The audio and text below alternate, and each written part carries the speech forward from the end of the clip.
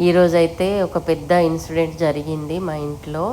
పాలు పెట్టిన కలాకండ్ చేద్దామని చెప్పేసి, అయితే మందపాటి గిన్నె కాకుండా పల్చటి గిన్నె, చిన్న గిన్నెల పోసి పెట్టి చిన్న మంట మిన్నే పెట్టిన కుక్కర్ లాగా వేలింది. మొత్తం ఓవెన్ మీద మిగడ పడ్డది. మొత్తము అన్నీ పొంగిపోయి గిన్నె కూడా మీద పడుతుండే. నేను కిచెన్లో లేను, అసలు ఎవరికి ఏం కాలే. దేవుడి దయ వలన, వెంకటేశ్వర స్వామి దయ వలన పెద్దగా అయ్యేది చిన్నగా అయినట్టుంది. అసలు మాకైతే ఏం జరగలే, పాలైతే మొత్తం పోయినాయి.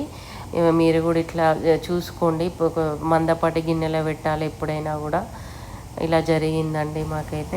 10-11 ఏళ్ళ నుంచి వంటలు చేస్తున్నా కానీ ఎప్పుడు ఇట్లా జరగలేదు. అసలు ఎందుకు జరిగిందో నాకైతే ఫుల్ భయం వేసింది. ఆ దడదడ ఇంకా కూడా పోతలేదు.